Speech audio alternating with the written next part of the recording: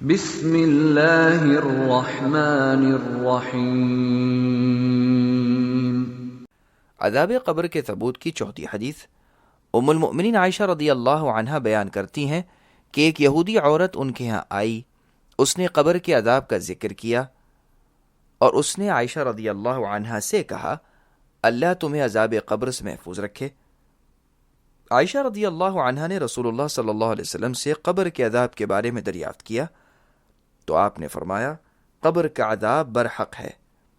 عائشہ رضی اللہ عنہا نے بیان کیا اس کے بعد میں نے دیکھا کہ رسول اللہ صلی اللہ علیہ وسلم جب بھی نماز ادا فرماتے تو عذاب قبر سے اللہ کی پناہ مانگتے۔